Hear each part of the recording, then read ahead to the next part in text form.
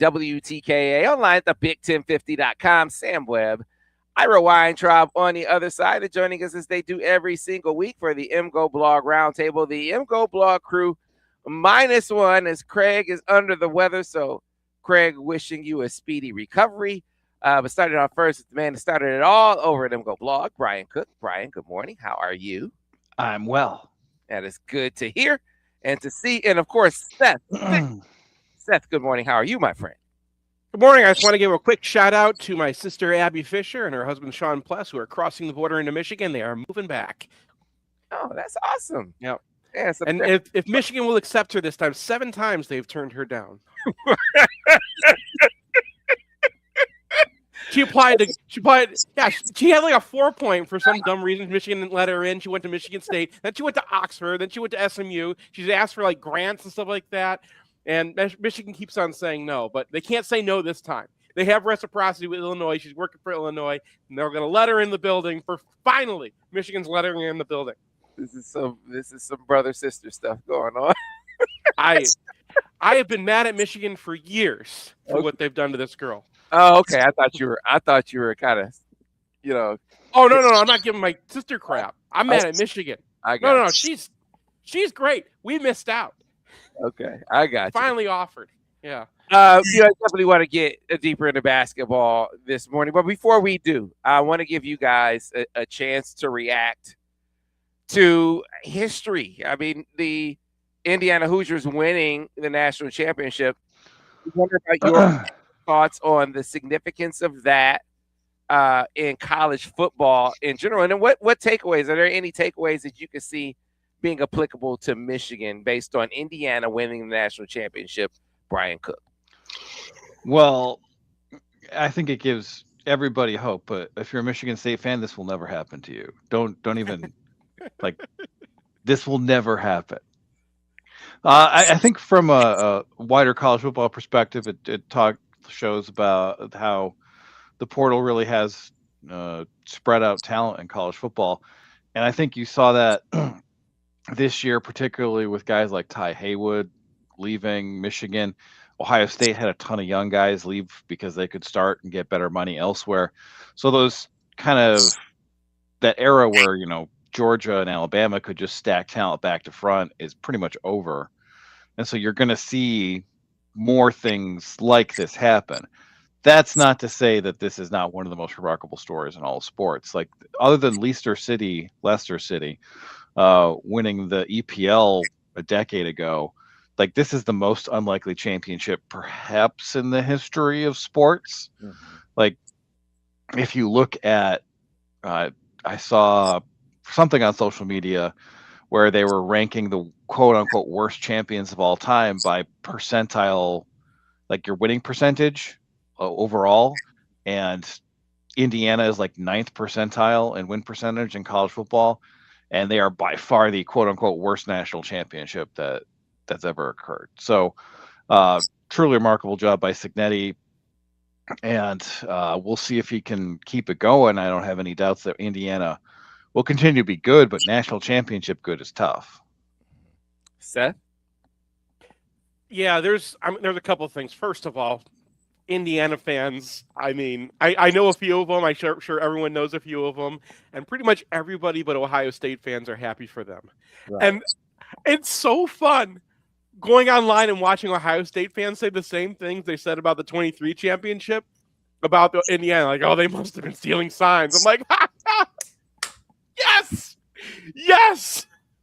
Stay true to form. Michigan State fans were saying stuff too. I'm like, yes! Man, like that, I thought Michigan's 23 team was going to be the outlier. I thought that, now that we can get transfer portal, now the best teams are going to even getting even better. And no one predicted this kind of thing would happen, where a team that had not had success in the past would be able to import a base of a team, right? They took JMU's team basically. They developed a lot of those guys themselves, and then surgically added players that could help them. And I thought Michigan's 23 team was actually the closest thing to this Indiana team, where they developed a lot of their own 3-stars, guys that they valued higher, and they supplemented with like Josiah Stewart's, guys who were really good but didn't necessarily rank the top of the portal, right? I like their class better. I like their portal class this year, in fact, better than LSU's class or Notre Dame's class. That said, one of the major things that they're doing is they're getting better ROI on their transfers, right? On their roster. So Brian mentioned Ty Haywood, where you're spending a lot of money to develop a guy.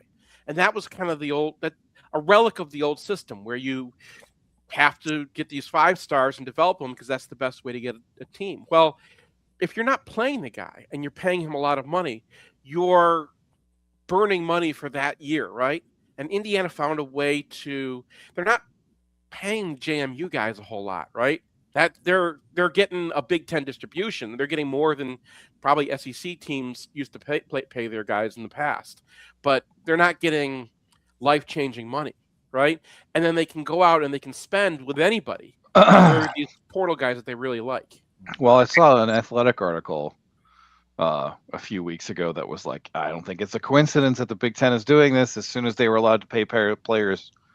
And now it's all above the table, and all of a sudden Big Ten has 3 championships on the run, and the SEC is like, what happened? Not even in the championship game. Not even. I know.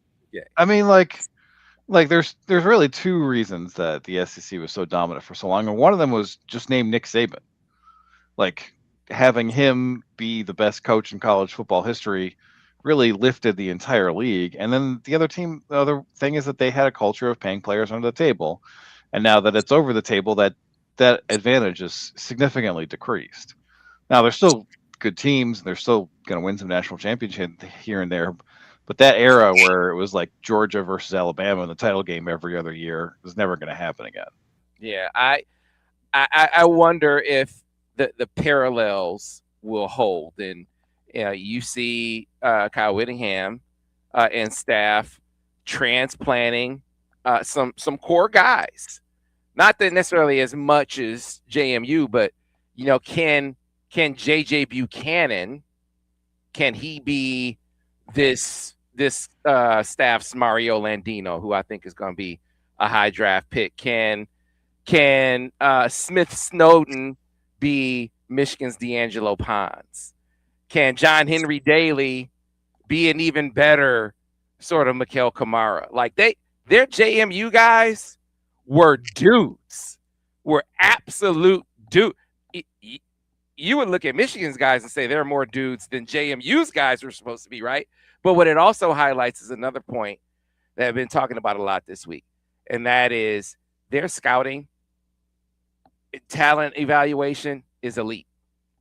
And it's led off by Signetti, who is he's his own GM. But the point is, their football evals, I mean, their hit rate, I think you alluded to this, Brian, or maybe it was you, Seth, their football hit rate, and when it comes to the transfer portal, when it comes to the guy, it's outstanding. And what it would say to me, if I'm Michigan or one of these other schools, listen, you obviously can't pay everyone top dollar. That's why you take Ty Haywood's money and say you pay a Blake Frazier.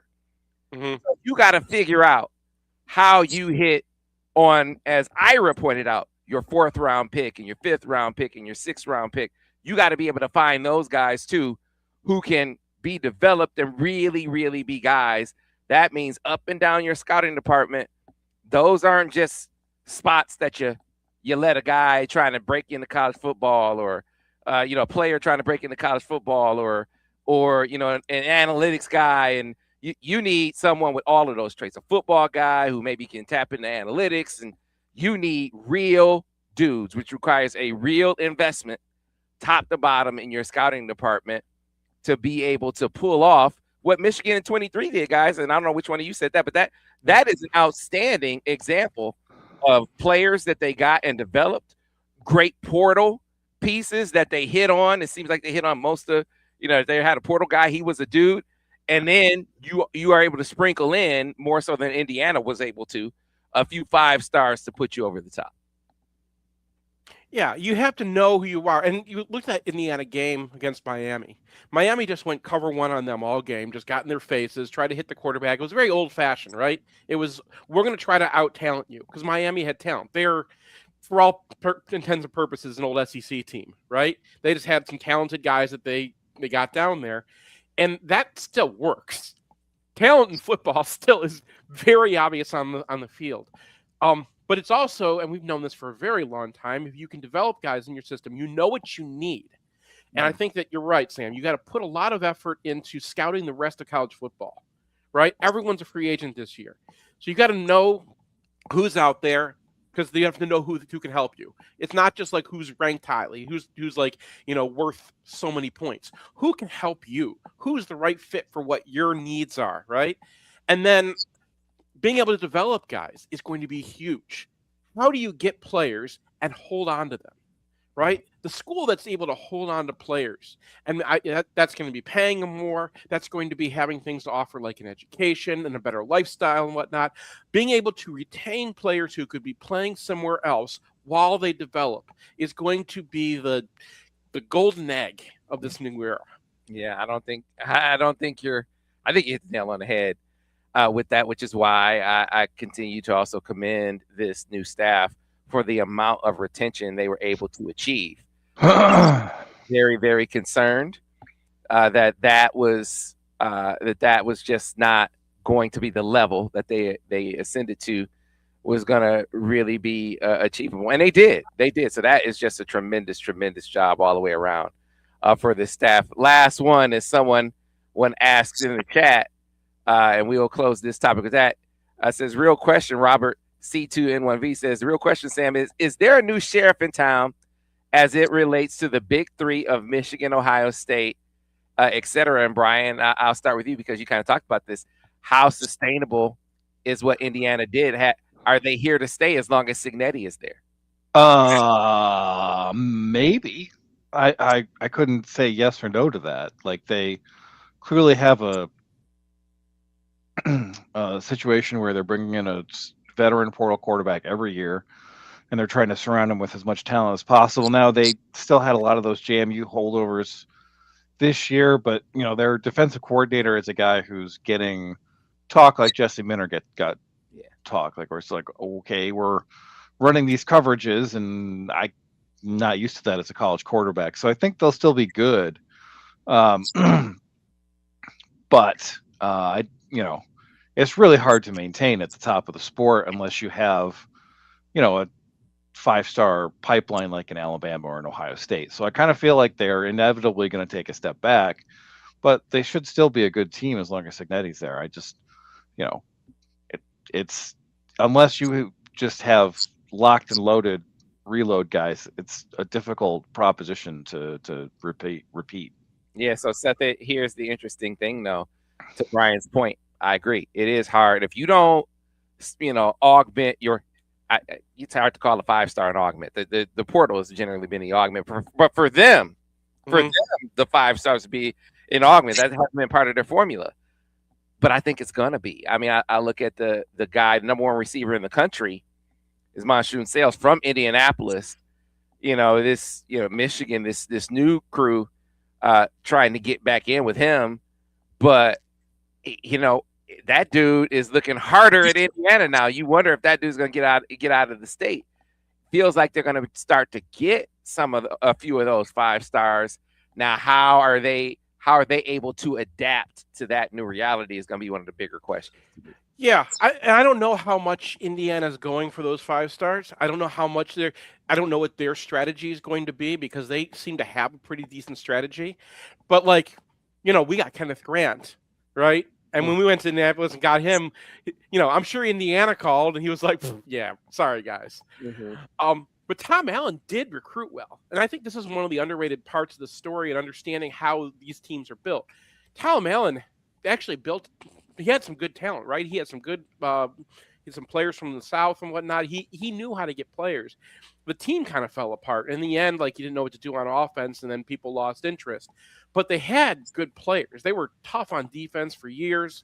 And some of those players that he recruited were major parts of this game. Who was that receiver who kept on making catches, right? Like that was an old Indiana guy.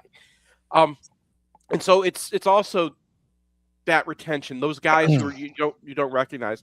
Is Indiana going to be a bigger player? Absolutely. But like, there's always been some team like Wisconsin's not a player anymore, right? They Penn State's kind of falling out of the back. Like it's going to be harder to stay on top if you're not staying ahead. And I think Michigan's still going to get players. And Michigan now has another opportunity to go in the portal and get players. So I think their evaluations are going to change as well. Yeah. I did want to transition over into basketball. You know, it feels like, I don't know if you guys felt like the shooting, it felt like a cold spell. I didn't notice any tangible difference in shot quality these last couple of games. I know you guys sort of track that sort of thing, but Michigan shooting better. And then the thing that the coaches have really been harping on a ton, like, guys, you know, we need to act like, you know, we're strangers. We did like not like we are, you know, want to win when we walk through the door. I don't think that was sort of a mental sort of arrogance or complacency thing. I think it was more of a mental fatigue thing of having to be up for every game. But it feels like they kind of shaken out of that a bit, and I think that was on display in the last game. Brian, I'm curious what you think. Yeah, I mean, they got a little fortunate because Conaway for Indiana, who's their main guy who's able to get to the bucket if you pressure him on the perimeter, only played 2 minutes. And without that, Michigan was just able to swarm Indiana to the point where this game really shouldn't have been as competitive as it turned out to be. You know, they had 5 points in the first 10 minutes of the game. And then, you know, once it's decided, they put up 28 in the last 10. So they really had an excellent defensive performance that's a little bit disguised by the fact that Ken Palm time got him here. And then I think one of the interesting developments is that Indiana was able to shut down Michigan's transition game largely by abandoning the offensive boards. Yeah. So they had a total of 5 offensive rebounds in this game. Yeah. And that's something that's been a problem for Michigan in the past, but they were +7 on the offensive boards. And that's when they're making more shots than the opponent. So that's, I mean, I've complained a little bit about the fact that they have these turnovers where they're getting too aggressive in transition. I've complained a lot about the fact that they're not rebounding as well as you would hope given their size. And this was an interesting decision by Indiana, especially because they couldn't score. Mm-hmm. So if you can't score and you're abandoning the offensive boards, then you're going to have a real tough time. So, but they were always going to be a team that struggled with Michigan's size. They have 2 centers who platoon, and they have no other legitimate size. So this was a game where Michigan was probably just going to win by showing up, but they're able to, I think, reestablish, you know, what you would hope, even though it's not a 40-point win, but this was really never in question. And Washington, Oregon, road games for Michigan was basically up 10 the entire second half. You know, you look at these last 3 games, and it does feel like they've kind of reestablished who they are after the Wisconsin loss and the Penn State struggle. Seth, they for about a 5-game stretch, and you know, off the top of my head, I think it was about 5 games, shooting in like the 20s and low 30s from 3. Last couple of games, they jumped up to 40%. And so that gets to the question of, were they just in a cold spell, or was the shot quality any discernibly different or better in these last couple of games? It's not the shot quality, I think. I think that it's Michigan shooters, to be honest. I think that, like, Michigan's Gale has always been kind of very, you know, up and down. Last year, obviously, he had a hard time making threes. So, you know, he's turning them down, or if he puts one up, it's not necessarily as likely to go in. Kason is kind of starting to come around, but he's always been a little streaky too. And Yaxel, you know, they're trying to get him going, and sometimes he's on and sometimes he's not. He's never, before Michigan, he was not really a 3-point shooter, and he the kind of guy that, you know, if it's open, he'll take it. But, like, you know, pull-up threes are not his game. They do have some ability to shoot, right? You're seeing Elliot Cadeau do it, but Michigan is shooting a lot more threes just because of the nature of their offense, because they're available to them, not because that's really what they want to do. This team wants to get to the rim, and I think that teams are really an underrated thing we've been seeing is teams are doing a lot better of getting back, right, which stops their transition game, and also tagging up. They're trying to make it a lot more difficult to get it inside. And some of the answers to that Michigan has not really pushed yet, right? Like haven't, played a lot of back to the basket game. When Mara gets the ball down low, he doesn't really get to the rim all the time. But when they want to, they do. So I think it's just like Brian said, or you said, I think you're in the Big Ten, it's a slog. Everyone's playing you tough. These teams, you're up by 10 early in these games. And when it comes tournament time, like we saw against Gonzaga, right? When there's $1 million on the line, they act a little differently. Yeah, so they got this matchup with Ohio State, but I really want to talk about Nebraska, but I guess you can't jump over. What do you think of this next game? Ohio State did take care of UCLA, leading to another post-game tantrum by Mick Cronin. Oh man, he had 2 in a row. So he had a tantrum after they lost to Ohio State, and then he had a scheduling tantrum after they beat Purdue. Yeah, like man, what a treasure. Yeah, I don't know how the way he rolls the bus over his team on a routine basis. How does he get him to play for him? Because he destroyed them after games. Like, these guys, I can't trade them. I signed them. I signed these guys as free agents. There's no, it's just terrible. We just stuck with them. That's what he said. And then they go out and they beat Purdue.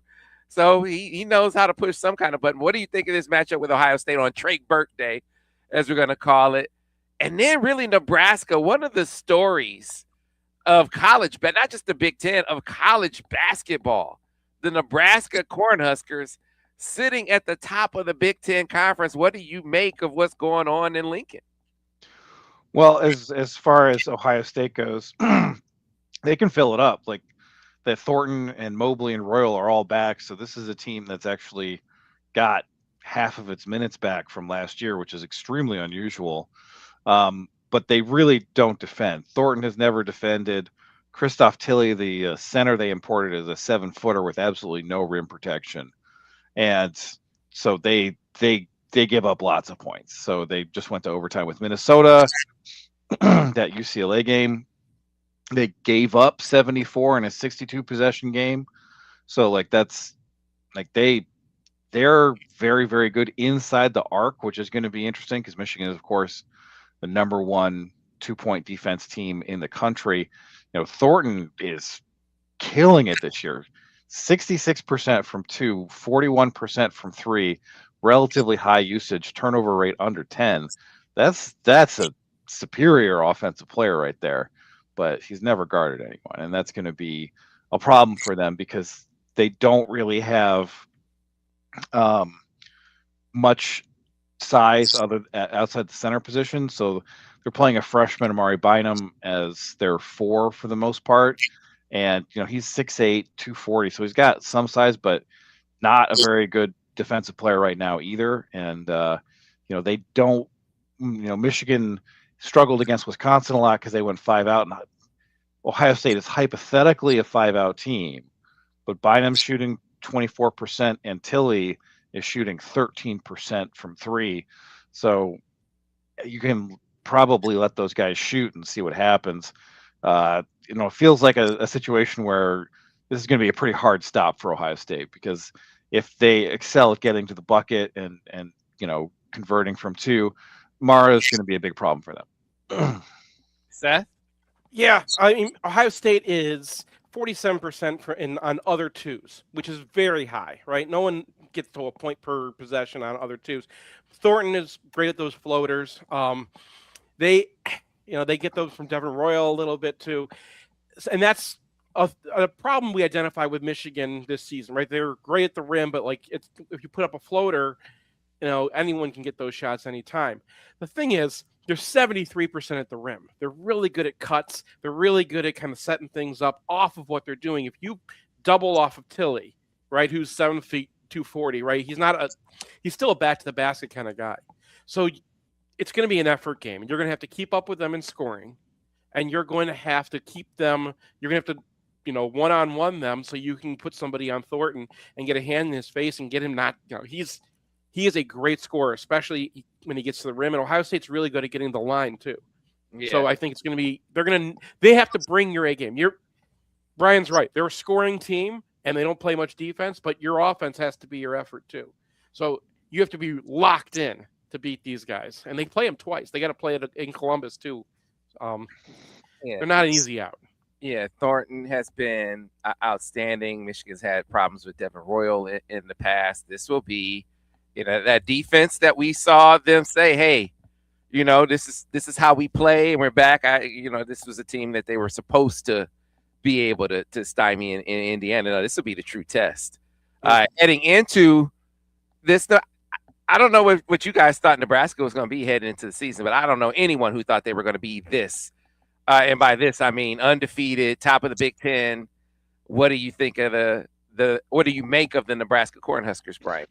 Well, I was watching their game against Michigan State, and it felt like every single shot from both teams was from three. And so, that's a way to live. They've done very, very well with that. They do actually play pretty good defense, but they give up. Half of the shots they give up are from three, and they take more than half of their shots from three. So to some extent, this is a relatively good matchup for Nebraska, because if you want to put everything on a behind the line shooting contest and you're one of the best 3-point shooting teams in the country, then it's not bad. Yeah, Seth, what did you think of the Nebraska Cornhuskers heading into the season? What do you make of them now? I mean, I thought Nebraska was going to be better. They were picking up some players that I like probably Sanford and whatnot. They have, and Rink Mass was coming back. They are a 5-out team, obviously, and I think it's when you look at the matchup with Michigan in particular. How do you play Mara against these guys? They're not going to the rim, right? They're going to be 5-out, so they're going to take one of Michigan's best players off the court. Now, I think. Well, I'm not entirely. So Mast is a very much a stretch center, but they also play a 6'10" guy named Burke. He's from Turkey. And by Consul or whatever. He was at UCLA a couple years ago. Well, so he's out there for 20 plus minutes a game. He's a career 28% shooter. So I'm relatively comfortable with, putting Mara out there and having that be the matchup and switch all the rest of it. So no disrespect to Nebraska, but again, this is going to be a really interesting situation for Michigan, because they're one of the best teams in the country at forcing long twos. They force a ton of threes. They just collapse on everything. And is Michigan going to be able to do what they need to do against a team that plays like that? Now, they've been able to get to the paint against just about everybody except, I think, Oregon for some strange reason. So they're going to be a team that poses some questions, but Michigan will pose some questions for them as well. Yeah, so we got a question from Mark in the chat. Says, how important is Frager being hurt for Nebraska? What do you guys think? Who's hurt? The freshman that the freshman wing, Braden Frager. Hey, he's a sick man. It matters. It's not I don't think he's the key to their offense. Well, no, but CGN's been out for teams. Yeah, CGN's been out for most of the season, so he's a bench shooter for them, and they don't really have anyone else. They've got Jared Garcia and Cale Jacobson are their other main bench guys, and neither of those is. I mean, Garcia's at 21%, Jacobson at 26% from three. So if he's out and you have to rotate in guys who aren't real shooters, that could impact them significantly, because that gives Michigan another guy to kind of sag off of. Yeah, how is Connor CJ? Is he supposed to be back for this game, or you just mentioned he is? He's been out for most of the year, so just in terms of their depth, particularly with shooting, they're kind of down to it if Frager is out for an extended period of time. Yeah, I'd be not that you'd be worried about Connor CJ, but it's whenever that guy's on the floor, it feels like it's personal for Michigan or with. Yeah. So, one more before we get to a break. I know you mentioned Yaks trying to get him on track, and I feel like it's been, the times he's been down has been a product of injury. And lately his most recent injury is that calf injury, where he said when he first sustained it, he was playing at like 50 or 60%. He could hardly move. He said he was in agony at Penn State. But he feels like he's close to all the way to being back. Which if he is, I thought he was playing. He was rolling into a stretch or to a comfort zone where he was looking like, the best player in the Big Ten, at least, to me, at least for a window. I'm curious what you think of Yax's performance, where you think he'll be for this game, these couple games coming up. Well, he'll get back to where he's at, right? He's a veteran. He's a guy who's been around college basketball. He's had a couple of off games, but you know what you're getting with Yaxel Lendeborg, and I have full confidence, particularly against a couple of teams that don't really seem to match up well with him physically, that he'll have good games coming up against Ohio State and Nebraska. Yeah, so because I think it was you that talking about his 3-point shooting, that it's new for him, but he was shooting it well, and I really, calf, that's going to affect your shooting. So I just, I'm curious what you think. Is this a reversion? Is this a reversion to the mean? Is he reverting to who he is as a shooter, or was this just injury and a cold spell? Threes get random, so it's hard to say. The only thing that affects threes they've really found are whether you close out on them or not, and whether that happens is more about the structure of the offense and how you get breakdowns and whatnot. I think Maize Johnson is the key to unlocking Yaks. The more that they have to, because he's been scoring down low, he's physical, he's drawing kind of the same defenders that Yaxel is, and it's not like teams have multiple guys who can defend one of those dudes. So the more you get from Maize, and I think that he's been, quietly Michigan's best player the last few weeks. I think that opens up Yaxel more. He does still have the ability. You remember at UAB, he would just take over a game sometimes. And there have been stretches this year where he's done that. It's just not really how Michigan's offense operates. But I think that you'll see one of those games, maybe against Ohio State because the defensive matchup works that way, or maybe against Nebraska because the defensive matchup works that way, where they're putting more attention onto Maize Johnson finally, and that opens up Yaxel. I think the scouting report has been focused on Yaxel, and that's been opening up things for Rez. Yeah. Great stuff, fellas. We need to get to a break. We'll be back on the other side with more MGoBlog Roundtable here on the Michigan Insider on the Big 1050 WTKA, online at thebig1050.com. Clear on the radio. So Mark thinks you think he's just who he is. He's getting back to who he is. I think it's more, hey man, let's wait to see how he is when he's 100%. I think he showed that he can be a, but he was calling himself a point forward. I think he was looking like that when he was totally healthy. But what to get to a couple of questions in the chat. One of them on Taylor Tatum. Jay Barry Go Blue says, sorry if I missed it, but thoughts on the news of transfer of Taylor Tatum being moved to DB. What I heard is that it's, it wasn't, they didn't call it a move. They called it we'll see, that he's gonna be in the safety room to start with, that he was gonna play both and go to where he could contribute the most, or play the most, contribute the most. And they're going to see what he can do at safety. He's going to see what he can do at safety this spring. I'm not convinced that that's going to stick. I just feel like his breakaway ability at running back is something that they are going to want to explore. But to read you the couple of texts that I got on the matter when I asked about it yesterday, says he's going to try and do both in whatever he can play. And then a follow-up from a different source said, yeah, we see him as an athlete that could fit in on either side. We know he's capable of playing running back, but want to see how he can look at safety as well. So You give it a shot. You see how your depth is looking at safety. Maybe he can contribute more there, but I'm just I just believe that they're going to come to the conclusion that he could give them more running back than safety. I'm curious what you guys think. Well, I mean, given that you have Marshall and Hyder and Kuzdal back, and you have a lot of question marks at safety, I think it makes sense to try him out there in the spring and see if you have something there. But as we saw this year, you get down to the third back, and Kuzdal is he runs hard, he finds the holes, but he doesn't really have a lot of wiggle to his game. And so a guy who can maximize what looks like it should be pretty good blocking next year could point towards having Tatum back at running back.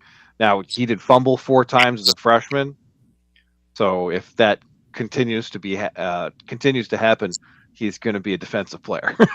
Yeah, how it's going to work out. 4 times in 56 carries, which is, by the way, the high of anyone who got 20 carries or more, was the highest in years for highest fumble rate from anybody. And then a lot of times it'd be like on his second carry, and that'd be it for him in the game. I already did the write up on him, although I'm, behind on publishing these things because there's been so much portal action to talk about. But I looked after they, announced this. I tried to go find him playing defense I watched a couple of his high school games. It was a big high school. They had plenty of other guys. They didn't play him on defense very much. I don't know if someone has an interview with him can find out when he did play defense. I could try to go and look at that. But I think he was playing linebacker the few times they did. I saw him at special teams a couple times. He moves well. He's fast. But I mean, it'd be like starting fresh with Brandon Hillman. Yeah. Right? Yeah. It'd be like where we were with Brandon Hillman when he was a true freshman. He was a quarterback, running back. You're turning into a safety. You have to teach it. It's the moon to him right now.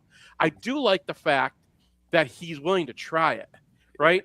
This is a former 5-star who's coming in out from the portal. Sometimes that guy is not the kind of guy you would expect to be like, yeah, sure, I'll try anything.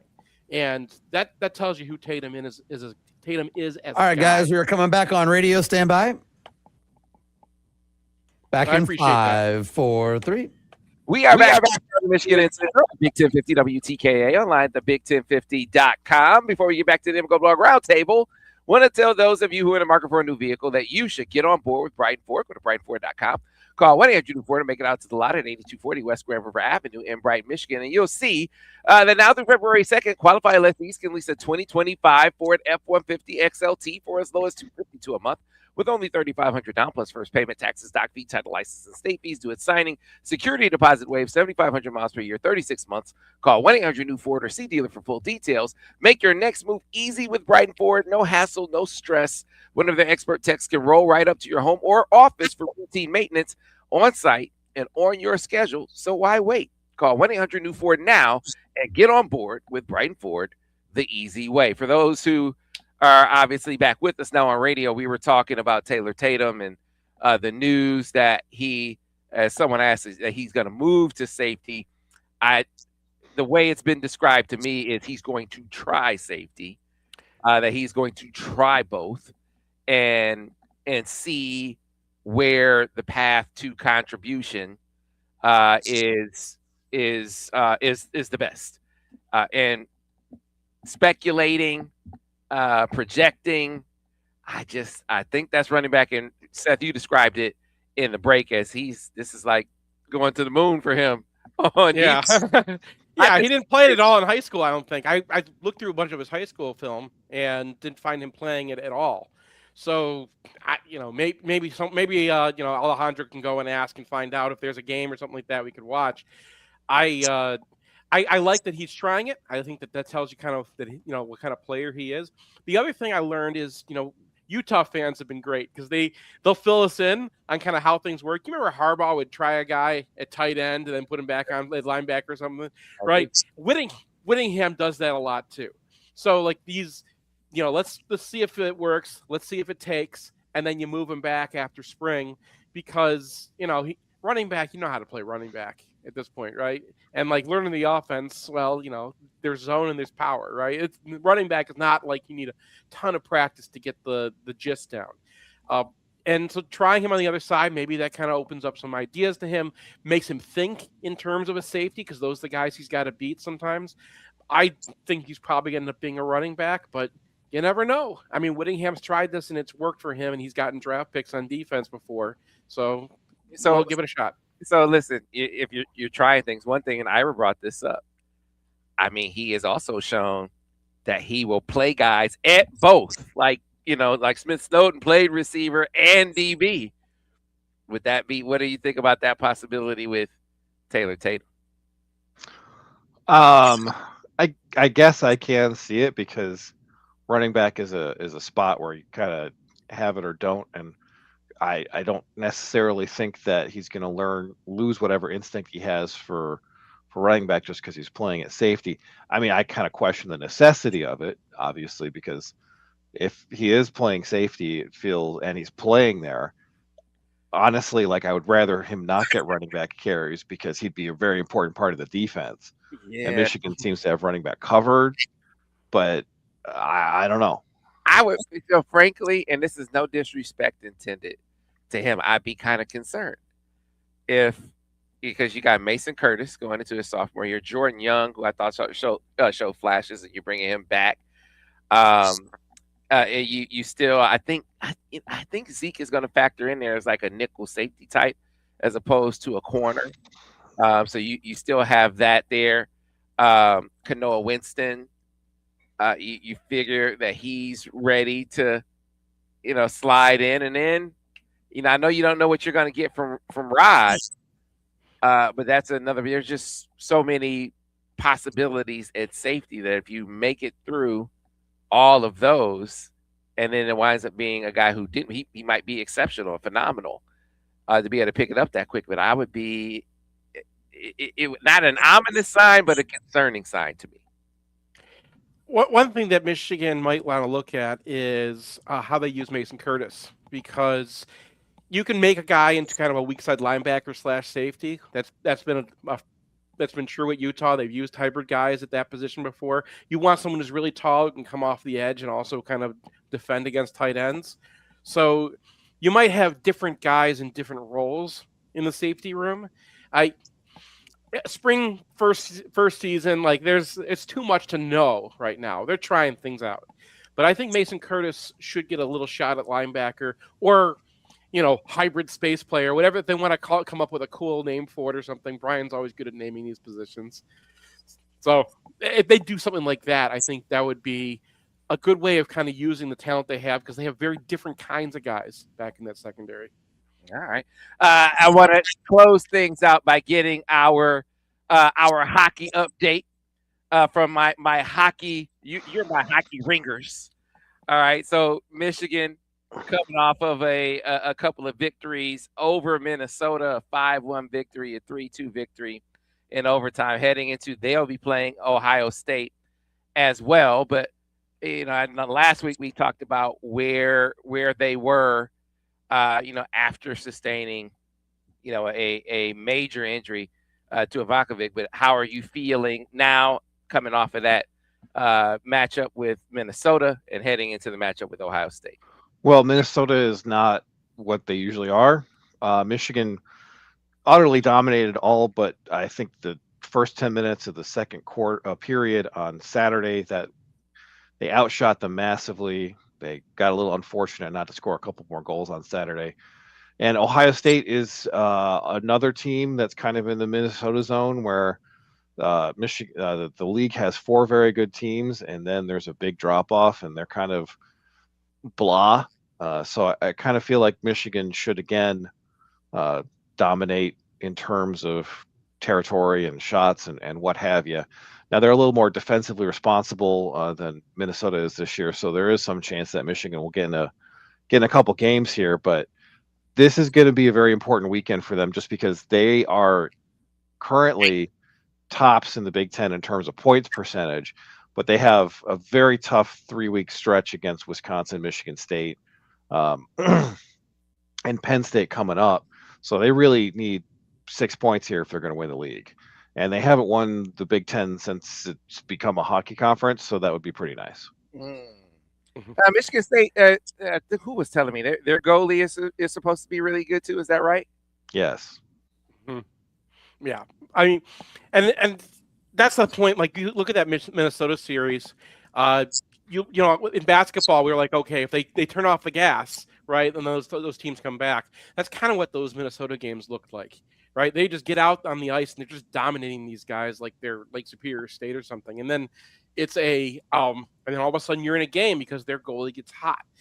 And Michigan's got to protect their goalie. I think that, you're going to maybe give up half a goal more per game with Peck unless you're protecting him a lot. And they can play that way. This team can play defense like a lockdown national championship caliber team.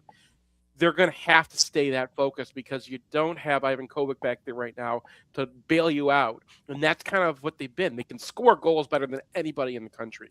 And they are the number one team in the country. But like Brian said, they got a really tough schedule coming up. You cannot lose points against, the Ohio States and the Minnesotas and the Penn States. So you can, because when it comes down to it, you're going to have to get, those Wisconsin and Michigan State series are going to determine the league. So do we have an injury update, like a prognosis, a timeline? We have not. They said he's going to be out for a long time, but they didn't make it sound like it was season ending. So hopefully they can get him back by the Big Ten playoffs. Maybe, I don't know. I'm just guessing. For clarity, I thought maybe they had kind of figured it out as far as projection is concerned. But hey, roll with the punches that are thrown at you. And Michigan seems to be doing that. In closing, before we get out of here, I know you guys were on that magical ride now 13 years ago with Trey Burke, who is going to see his number honored. One of the questions I've been asking everyone who comes on about Trey, where does he rank in your pantheon of greats? I said on the show the other day, I think he's a top 3 player of all time in this program with Glenn Rice and Cassie Russell. But I know there are other greats, but I got Trey, right behind those two guys. I'm curious where he would rank with you, Brian. That's a tough question. I think you'd have to talk about Jalen Rose and Chris Webber, Courtney Morgan. I'm not trying to say, like, Courtney Morgan was sending out salt gifts after they beat Tennessee, and he'll always have a special place in my heart, even though he's probably not a retire your number guy. But I think third is very plausible, and it's really up to the eye of the beholder. Seth, what do you think? I mean, Jordan. Yeah, top 3. I mean, the block was clean, so was the team. They should have won a national championship, and that's I started watching Michigan basketball with the 89 team and then the Fab Fives as a kid, and felt a certain way about Michigan basketball, and then I felt a new way about Michigan basketball because of the Trey Burke teams, right? And that's, even if they didn't win a natty, they kind of did in my heart, and that's yeah, man, Trey is a major part of that. They're all part of that, and just the ability to kind of bring back those moments and think about that again. Football was so bad, right? The conservation of vibes went all the way to basketball around that time, and seeing these guys again, having them all kind of come back, and man, it's fun. I like reliving this again from kind of looking back at it. Yeah, I just remember watching in the moment, thinking he's one of the greatest players we've seen. He was phenomenal. That dude was unbelievable in that tournament run. And as one of the posters said, Trey played season low in minutes in that championship game. He was taken out of. We just lost Sam, but he was saying that he was making a ref point. Well, yeah, he got hosed. I mean, I just remember that Kansas game where they were playing Jeff Withey, and it felt like playing Mara right now. I had no idea how Michigan was ever going to hit a 2-pointer at the rim, but Trey was able to figure it out. And then people forget about that game is not only did he hit that 3 to tie the game at the end of regulation, but he also basically single-handedly won it in overtime. So, one of the all-time most important, critical, best performances in Michigan basketball history.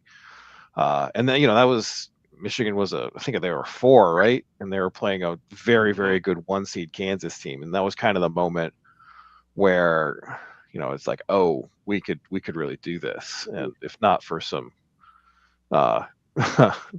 Yes, 3-point shooting from the guy who was like the George Mason transfer after Spike went off, Michigan probably would have won a title. Yeah. Great stuff, fellas, as always. Appreciate your time. Have a good rest of the week. To the rest of you, we'll see you tomorrow here on the Michigan Insider on the Big 1050 WTKA, online, the Big 1050.